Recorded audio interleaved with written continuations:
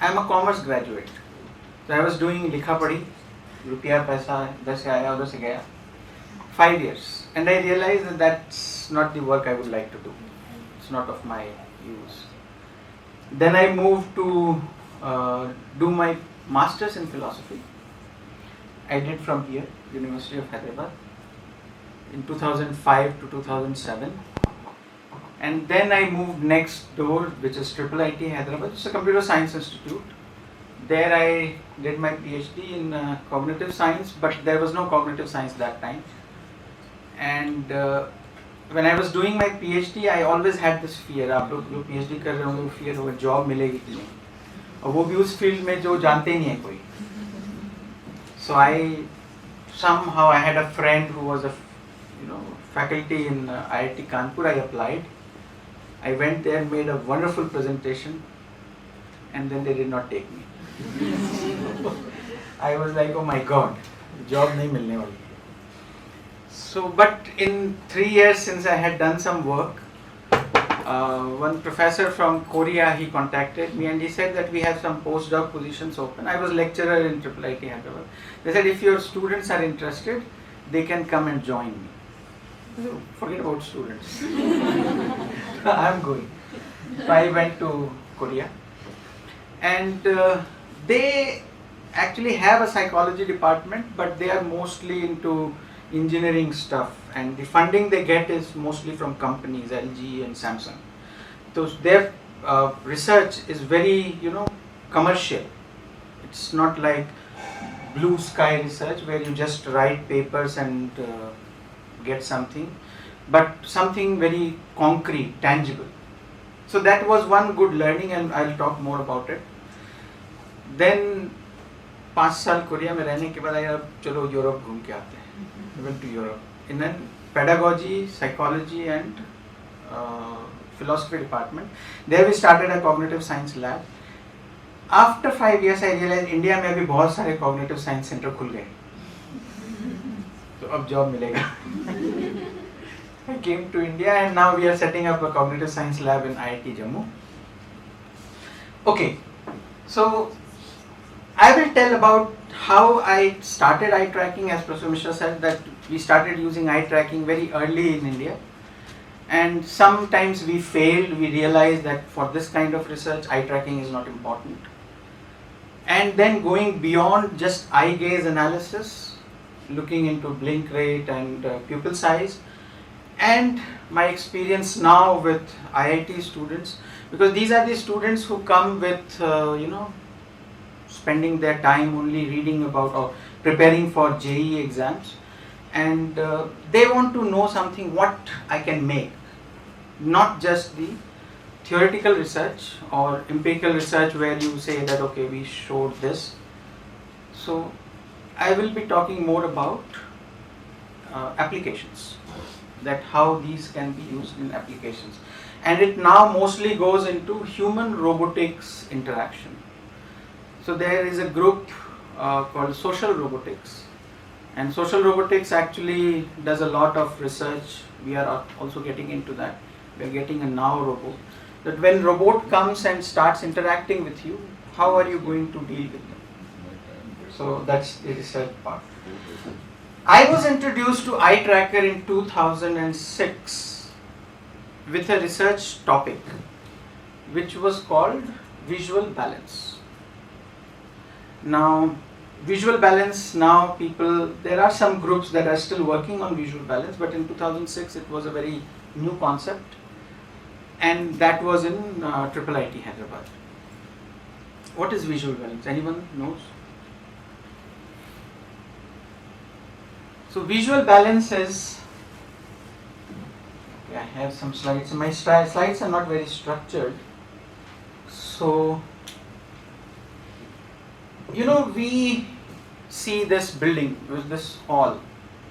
This looks good or bad? What would you say? If you stand here at the center and you say that okay, some seats are here, some seats are here, is it good or bad? It's looking good. They are called symmetrical balances.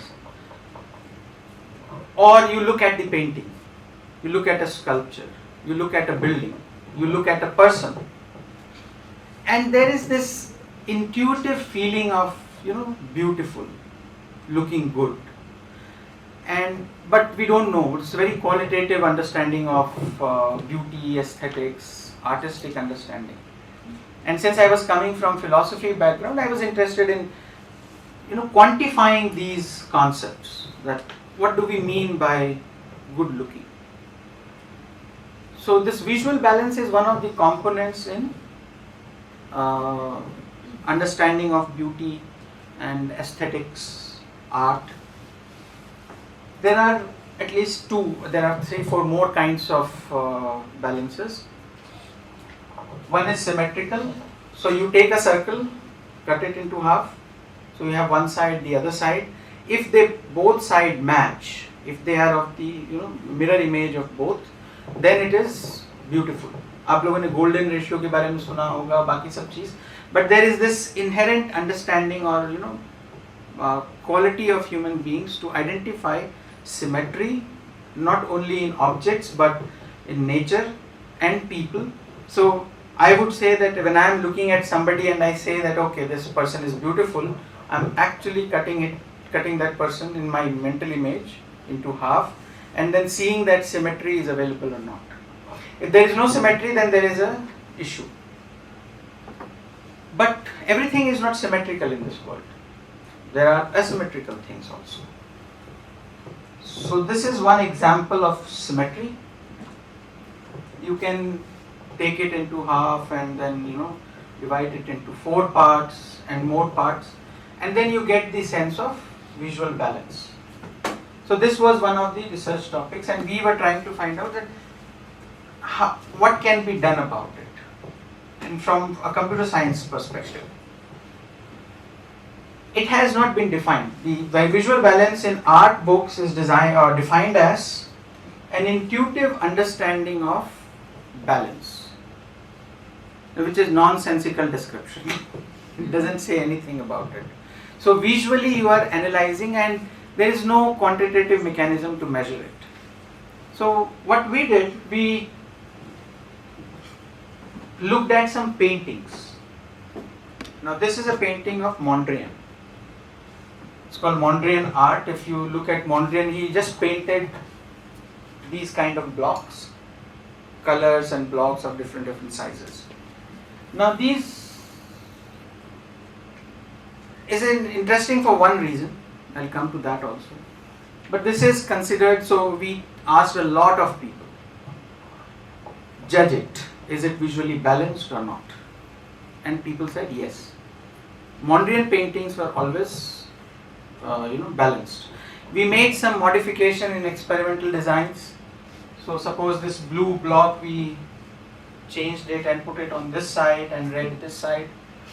And when we modified it, we got lesser values for balance. So there was this intuitive understanding. But still, we don't know what's going on. So then we looked at, okay, so before that,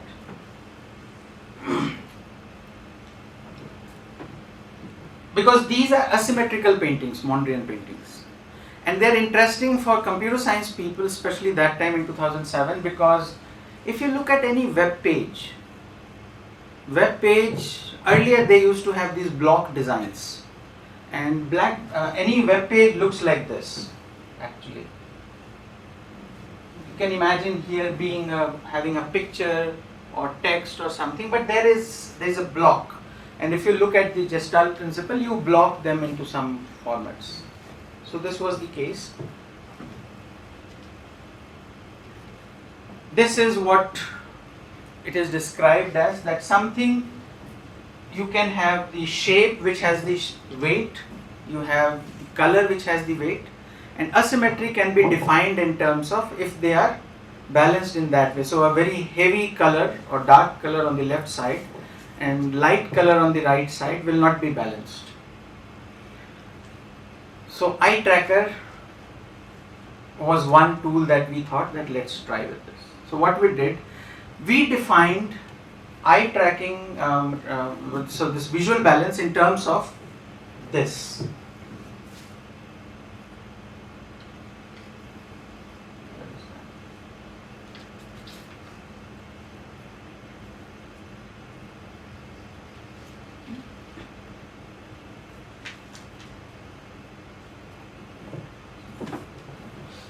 So if I divide it into two parts, the amount of fixations I get on the right and amount of fixations I get in the left, if they are equal, then I would say that this is visually balanced. And with all the Mondrian paintings that we did, we divided into multiple parts and we found that equal divisions, people spend more time or equal time on visually balanced images versus visually non-balanced images. So that was the first application that we found of eye tracking. Details is not important because it's just the counting of fixations that you have, not the saccades. We did not mention. In art, asymmetrical paintings are very much not only in the blocks, but you also have them in these kinds. So this is Whistler's mother. If you look at it, if you divide it into half, you'll find that the amount of actually colors and the component that they have. They say that this, what is this called? Parda was not required. So there was an interview by Whistler himself who was talking about the painting. And to make it balanced, he had to put a lot of, even the painting that he puts in the between is part of his thing. But he did not know what exactly is he doing. He just had this intuitive understanding. But when you divide it into or count number of fixations, you find that it's an equal fixation that you get. It is used in now art, aesthetics.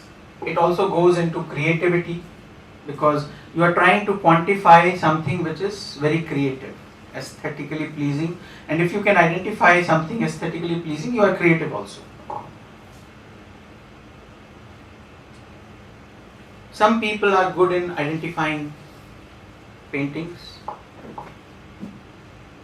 You know that there is a movie by Mr. Bean where he just spoiled this painting and then he tried doing something. Do you find this painting very interesting? Some people would buy it for millions of dollars. Why? I always like this guy. You know who is he? Majnu Bhai. And his painting. Ghode pe Gadha.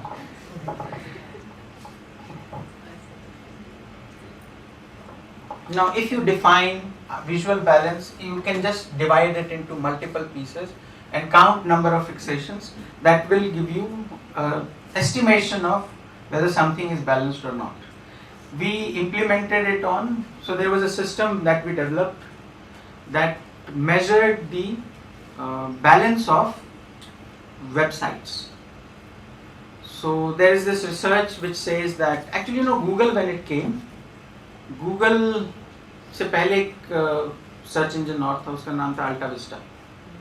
So Google had a very nice example of connected web pages, but it also had this visual balance aspect which still it maintains. There is nothing on the web page, there is only one Google logo and there is a bar. Very balanced.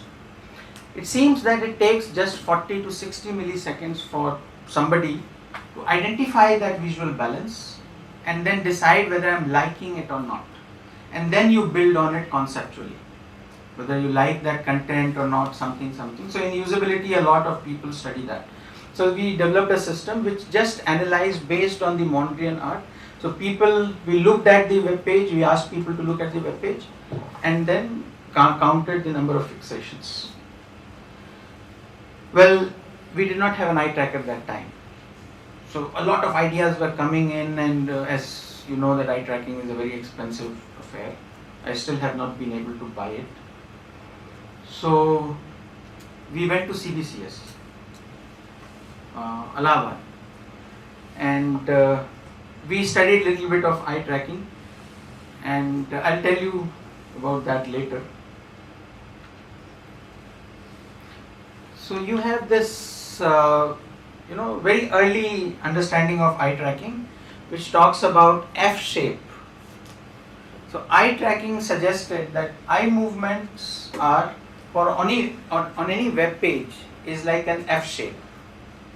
So if you think about it, it's very logical that you first read the first few things, and then you come down, and then you again read a little bit, and then you just scroll down.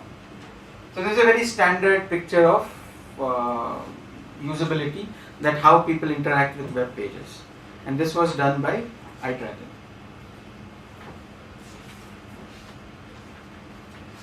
And this already has been shown to you, because eye tracking again is not a very passive measurement. It's a very active measurement. Eye tracking is eye movement is very goal oriented. So if you know this story that the unannounced guest or visitor, so there were some 6-7 questions that were asked, and you can see that there are different eye gazes depending on the question that you have asked. So then thankfully we got a project in IIIT from a company called rediff.com. I don't know, anyone still has an mail ID with Rediff mail? Anyone? That time people had many, that was a .com boom. So we had India Times, we had Hotmail, we had Rediff.com, we had America Online, many MSN websites. And all these websites, they had a very interesting model of revenue generation. Revenue was that if somebody clicks on an ad, they get money. So one of these studies suggested that if you flicker something, people will get the attention, or people's attention will be that side. So many companies started putting all these kind of flashes, and people learned it. People realized that if anything is flashing, it's a trap. Don't go there, it's an advertisement. But websites have to do something. So many studies, actually that time eye tracking studies only found that people don't look at that particular thing at all if something is flashing. So then Rediff was a leading company in India, so they gave us a project. It was just worth 25 lakhs, but it was a huge amount that time. We bought an eye tracker which was called iLink. So आप लोगों के पास iLink भी है, and it was a very difficult, cumbersome eye tracker. मतलब आपको code करना पड़ता है उसमें. There is something called experiment builder. Philosophy का बंदा बैठ करके एक्सपेरिमेंट बिल्डर में आप कहाँ से क्या बनाइएगा. But anyways, we had to do it. मेरे supervisor सर पे चढ़े हुए थे, बनाओ. And it was a project, so we had to give some result also. So we did a lot of experiments with that eye tracker. अपना बच्चा हो गया, उसको जितना रगड़ सकते हैं रगड़ा हम लोगों ने. So this is the Rediff.com now. I just checked it last night. So this is how it looks. I don't know whether people still visit it or not, but they still have an advertisement here, and they came only for that purpose. Tell us where should we put our ads so that we get clicks. Now this was a research problem given to us. Now this is a very different kind of research problem, but we had to use eye trackers. So we bought it and we started doing it. So when we looked at the eye track website that time, this was the website in 2007. So there is a website called archive.org. If you look at all the old website versions, you can find there. So this was the one, and they had an advertisement here. And if you see that there is this mail section here, they have a news section, etc., etc. And they suggested that do an eye tracking. So that time I got a chance to go to Utrecht also once, and I realized that there was a person who had this very strong, eye tracking lab, and his task was all the advertisements of Netherlands used to come to him. So if you think about an advertisement, it has many components, And these components are not just components, they are anchor points. So you look at one component that leads you to the second one and then to the third one and fourth one. So it's a mesh, but it's a very directed, very designed one. So when you design an advertisement, you have to put all these components. And his task was, so he used to run all the experiments with eye tracking and look at how the anchors are anchoring people's vision. And he used to give a point that whether your advertisement is good or bad. So we went there and we did a lot of studies with eye tracking, and we suggested them. So they changed their website to this. If you see, there is a small change in this, or rather bigger change. Things are so much of text, so much of information here. We said that categorize them and put a lot of images. So they had all these icons, etc., etc. This was also based primarily on the analysis of fixations and tasks. So the task is given, go and find your email address, or you have to log in and send an email. We'll just looked at people's eye movement that time, and then saw that what is a common point where you can't get away from. So advertisement we suggested, somewhere I don't remember where in this, there is no advertisement, maybe this version did not have, but we suggested them that, and then they found that yes, this is a good thing, so they took away our eye tracker. So they said so they hired a usability engineer themselves, so अभी भी वो काम करता है बंदा, और in Mumbai, and they are running their own lab. Then we got another project, thankfully, and we got Toby. Now if you have used Toby, you will realize that it's an easy one. Anyone can use it, but by that time we were masters. क्या code करना बताओ, code कर लेंगे. One study, so when eye tracker came, we had a course called Introduction to Cognitive Science, and we found students doing a lot of experiments. So one of the experiment was this, where we told this had an application again in websites. How much picture should you put? How much text you should put? And what should be the combination? How much people remember? And that went into there was a PhD thesis also, not PhD, but a master's thesis. That girl Sania now is in US. So she did that with me. And the idea was that in textbooks, you have some pictures and you have text. Students, when they look at that and read, how much information they are gathering from images and how much from the text. So the experiment we did was that we had two versions of stories. Version of story was same, but the image had different information. So it's like there was a frog, he went to jungle, he met another frog and made good friends with him, and then they both were very happy, they had party, and in party they met another one, he was also very happy, so they became very good friends, and then one fine day they went to a riverside and found another one.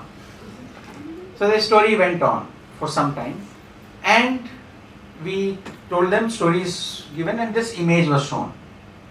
They went back, we called them after 1 week and asked them some questions. How many frogs were there? How many? 4. If you remember it from the text, then 4.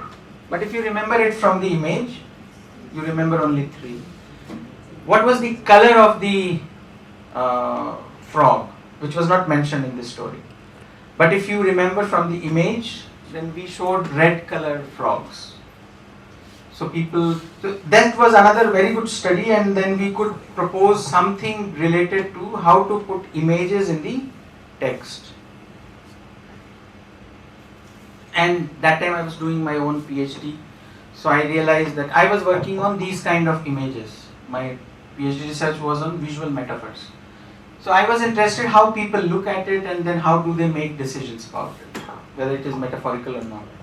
I'll just show you some of the examples of that. You can make interpretations, right? All of them, these are advertisement. So this is Sony headphone.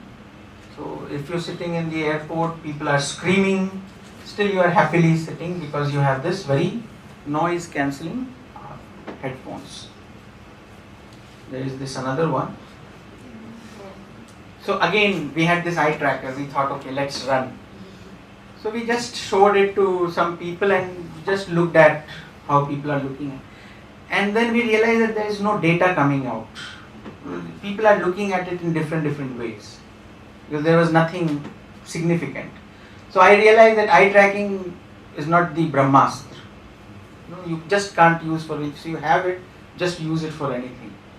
But we had that and we wanted to use it. So that temptation was always there. So we realized that these images there has to be a goal for it. So we asked them, interpret it if it is metaphorical or literal. We got some results. That people had different kind of, eye movement. When they are identifying something as a metaphorical image, then they have something. But what? That measurement had to come. So then what we did was, there was a student who was developing an image search algorithm. This is a case of 2009 when Google Image was not a reality. So you could search through text but not through images.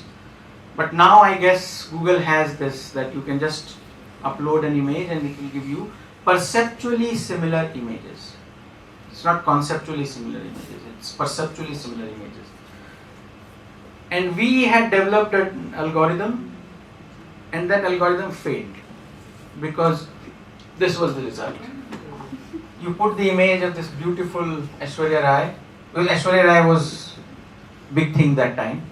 अब तो शायद कोई और हो गई, कृति सनोन या पता नहीं क्या और है, सब एक जैसी दिखती हैं. हाउसफुल 4 देख लीजिए कभी तो I couldn't recognize कौन हीरोइन कौन है. And then there was this case कि नहीं वो तुम्हारी बीवी नहीं है, वो मेरी बीवी है, और सब तो एक जैसी दिखती है, तुम कैसे confused हो. So when we uploaded the image of Aishwarya Rai, what the result we got was this buffalo.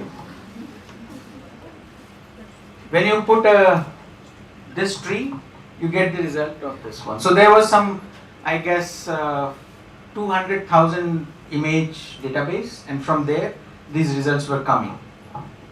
And they are not conceptual taggings. They are just based on the brightness, pixel values. You put the image of Taj Mahal and then you get the result like this. And this was heartbreaking. Shahrukh Khan को डालेंगे तो निकलेगा घोड़ा. Well, what we realized that the system failed for practical purposes. That guy got his MS, but it gave us a very interesting insight into something called creativity.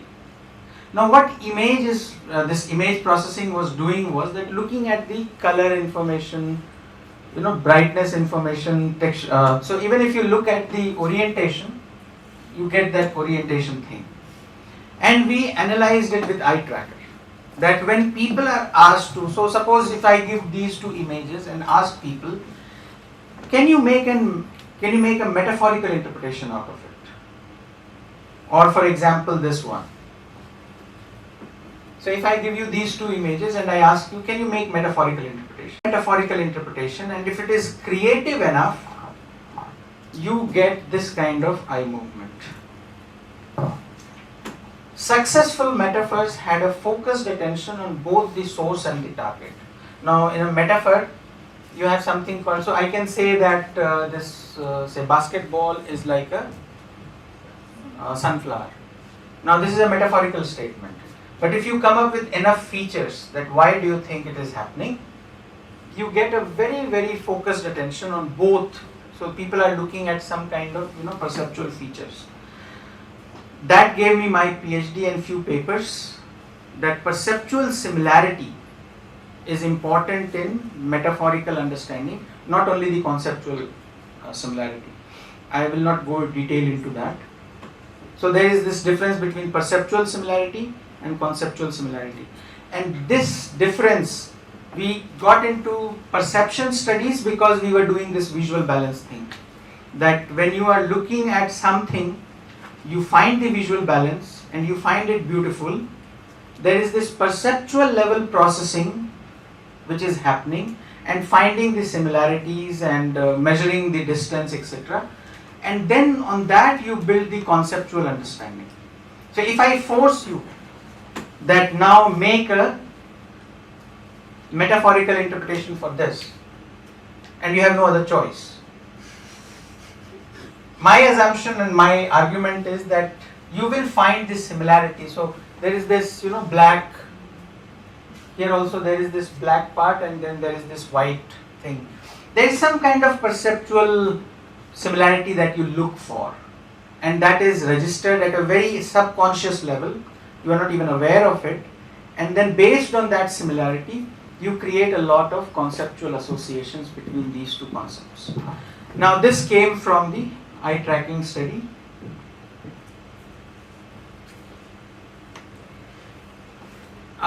We did a lot of other studies also, I'm not going into that, but then I moved to Korea, and they were, again as I said, that they were very product based people, and they also thought that I am a very good eye tracking guy, because my PhD thesis is on visual metaphors and then using eye tracking on that. I only know that how difficult it is. So anyways, we looked at some other aspects of eye tracking. So I realized that when you are measuring eye gaze, you also get two kinds of data. One is called the pupil size, and the other one is called the missing eye movement. Now missing eye movement is nothing but your blink rate. Now if you notice people when they are talking over phone, कभी उनको ध्यान से देखिएगा, you can actually guess अगर आप अच्छे हैं उसमें.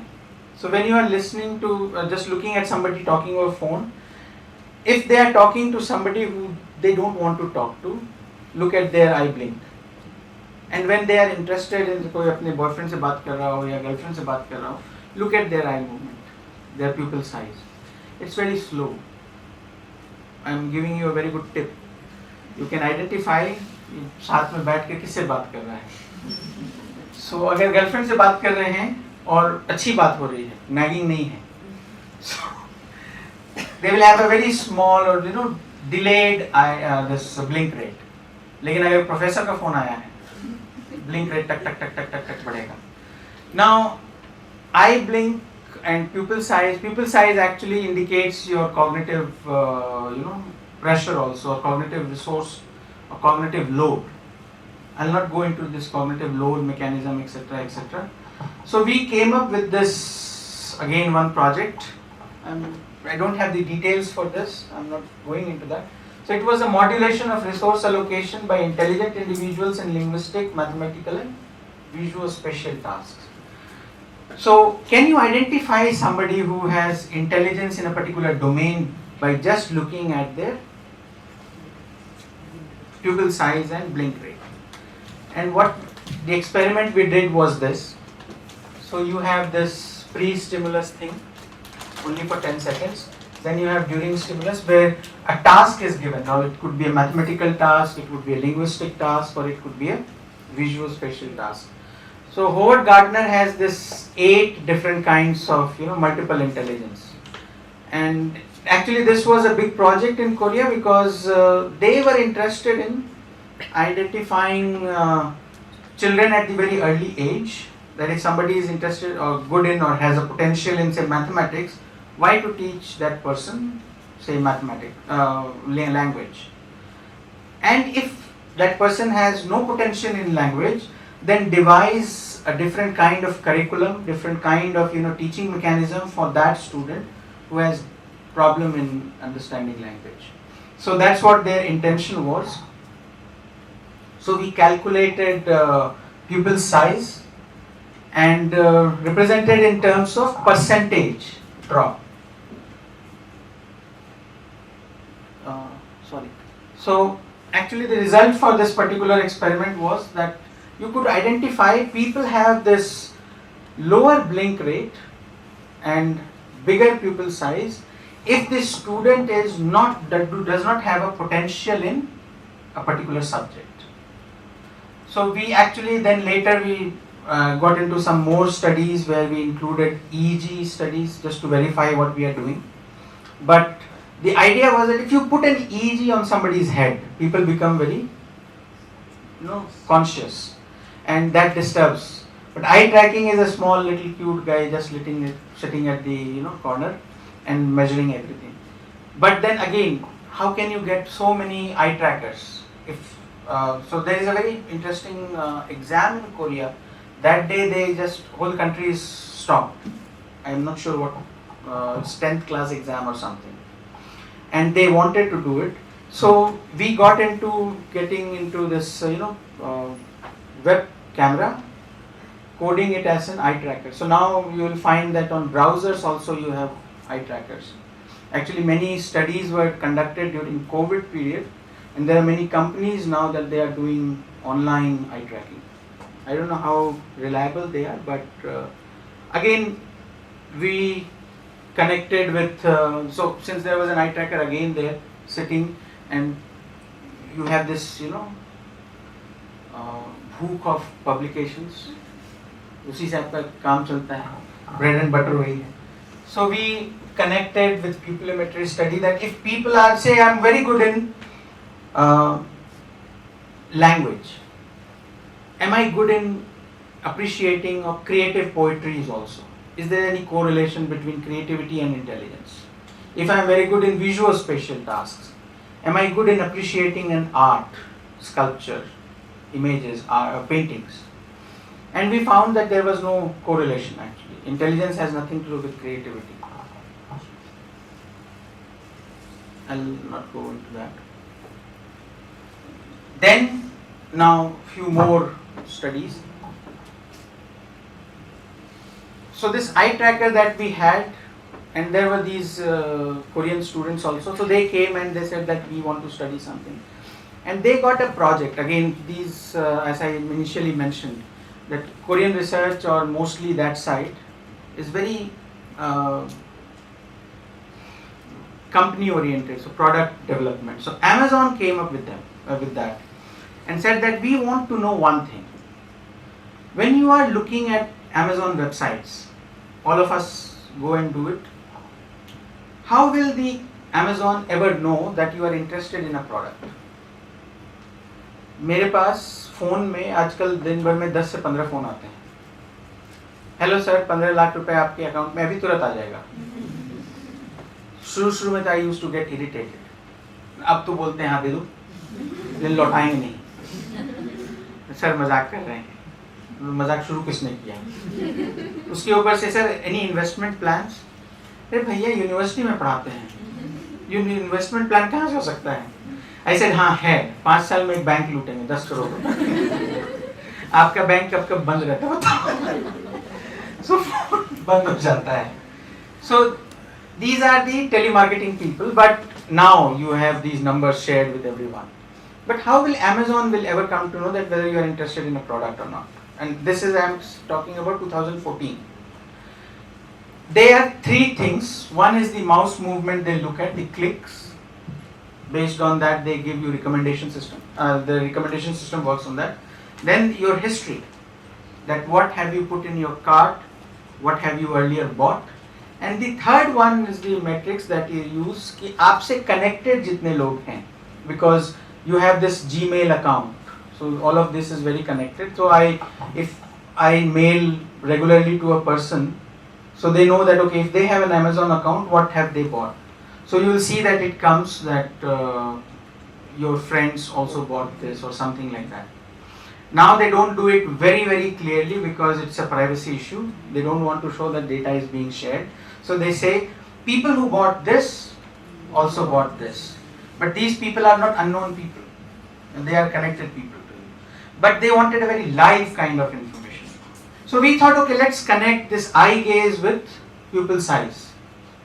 And this study basically what happened was, so there are 2 kinds of intentions. Because we were doing one particular study which was called visual stimulus, navigational intent and informational intent.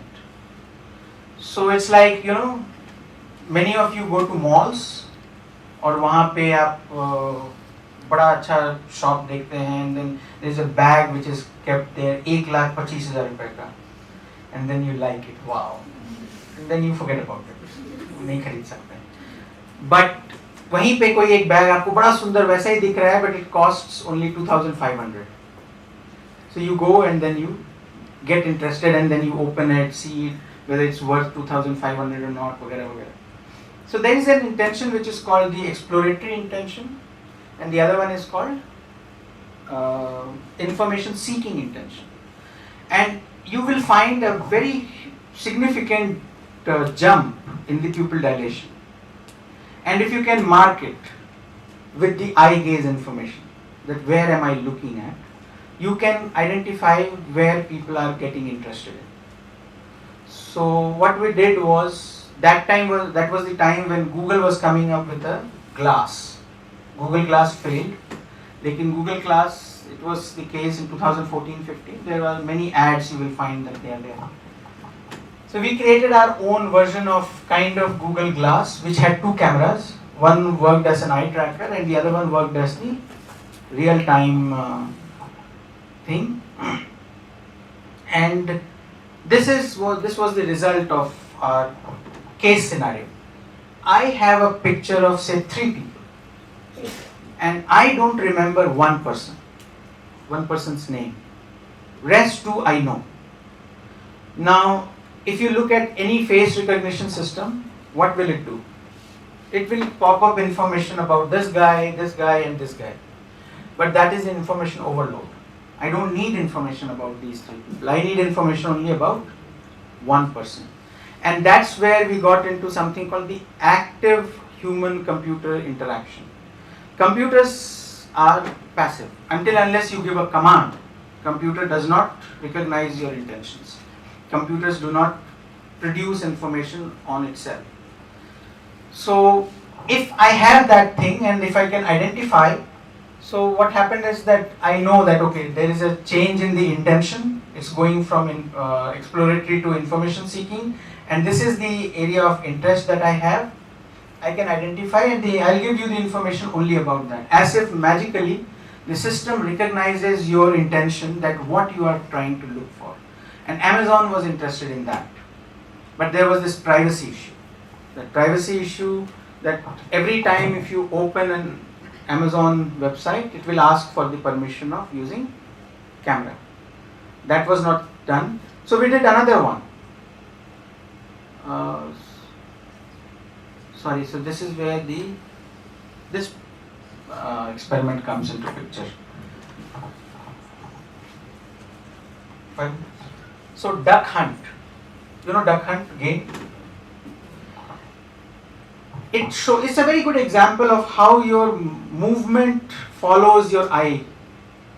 So you have to find 2 ducks whenever they come up, and then you have to, kill them, press them. And we tried to find if there is a correlation between this eye movement data and mouse data. If you look at eye movement data also has timestamp and coordinates, and your mouse movement also has timestamp and coordinates.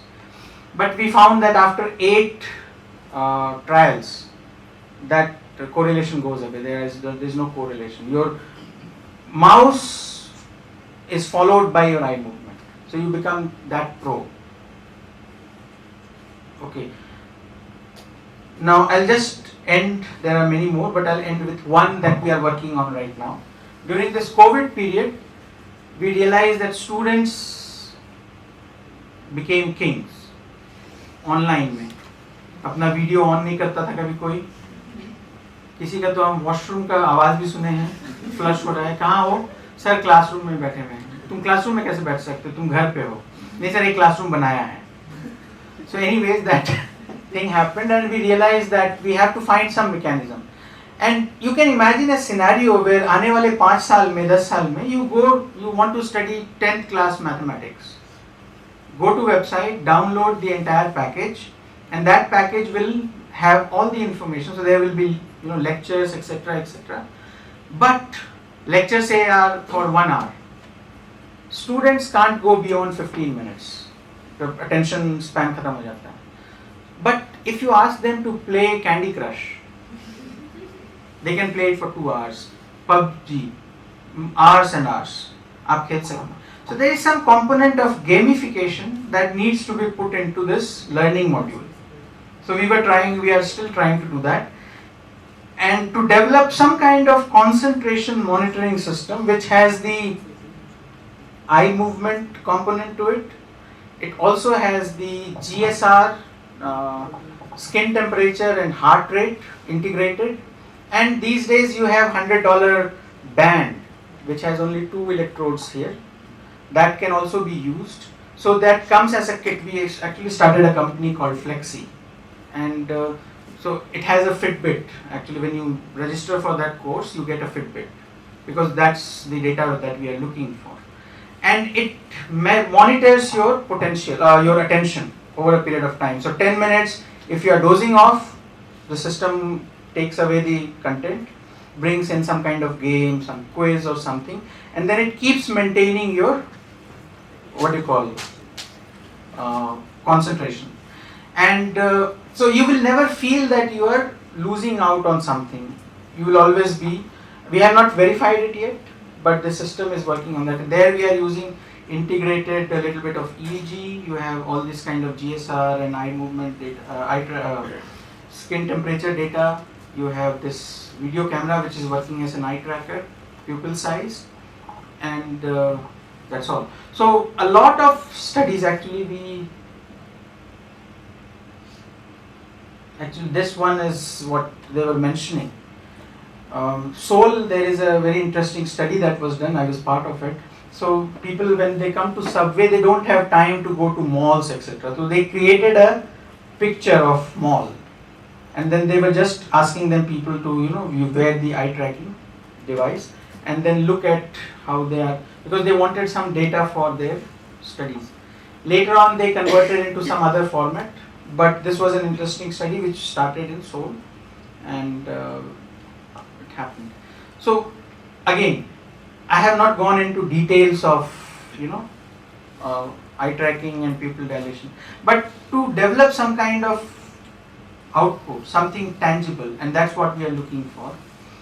Many of these studies, many of these data points can be used in combination and can be very useful in coming days. So I'll stop here, I guess. Any questions? So as you mentioned, as we know that brain rate and pupil size, these are related to our autonomic arousal as well. So as you mentioned from that, when you are having a very serious conversation, the blink rate is so the blink rate is normally higher. So when you were talking about intelligence, that in a specific, as we know that the concept of general intelligence and specific intelligence is also there. So let's say a child is not very good with mathematical part of the intelligence component. So in that case, from the research we can see that the blink rate will be lower and the pupil size will be higher.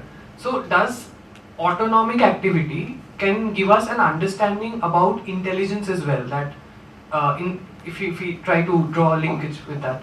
Yeah, so actually what we found, we did several studies, and what we found is that it's not just general intelligence that you can measure.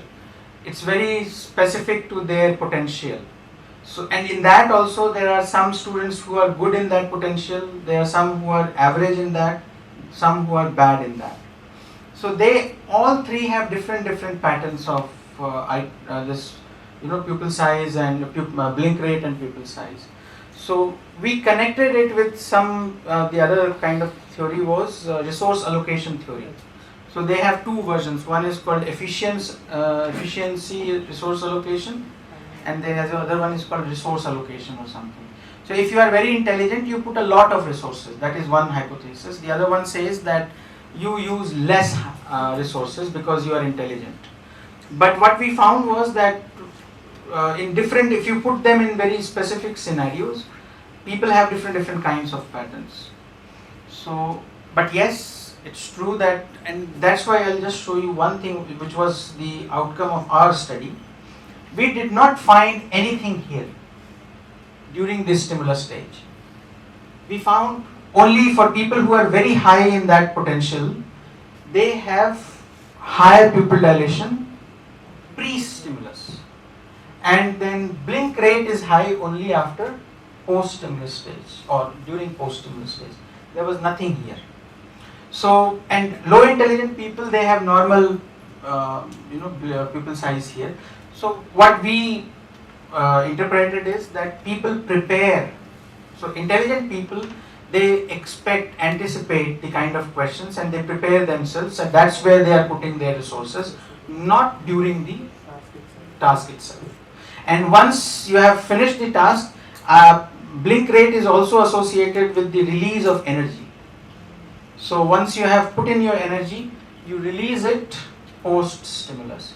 So by looking at these two, we said that you can identify intelligence of that particular student in that particular domain.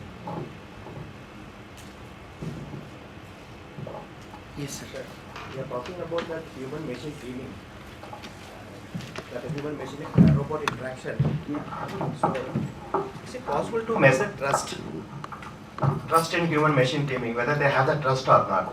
Is it possible to quantify through eye tracker? Trust from whose side? From the human to machine. side. Human to machine. Yeah. So whether I will trust the I don't know actually. But my response to this will be that in India, ask any girl, how do they trust somebody? You know, and actually we did one small study which was a big fiasco in IIIT because I asked people to lie. And I said that if you are a good liar, come to our lab and we'll measure your eye movement. And what we found was that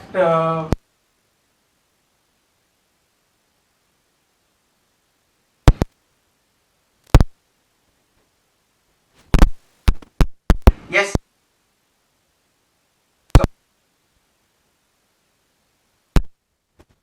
So are you looking into my eyes or are you looking at somewhere else? So these are the non-verbal components based on which probably I built the trust. Not only the language, even gestures and other things. So actually one of the proposals that I am working on with DIPR only is that trust, loyalty and confidence based on the gestures. But from eye tracking I am not sure, but yes, there would be a lot of mechanism if we study the non-verbal component of trust in general. But the best bet will be, women, they will be able to tell that where do they look at when they are talking to somebody. And boys also. In हम लोग तो चल जाते हैं.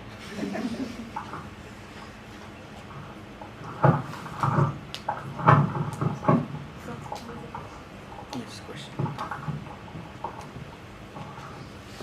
Sir, can you please explain a bit on how to study creativity using the eye tracking mechanism?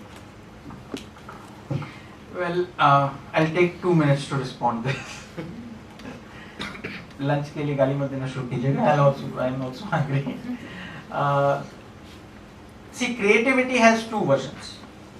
One is called the insightful version. That creativity is nothing but a insight that you get from somewhere, and it cannot be quantified. So most of the papers that you find till like 5-6 years back, they were only talking about insightful revelations.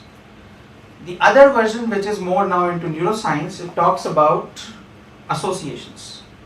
So it says that you can make associations, and more associations you make, more creative you become.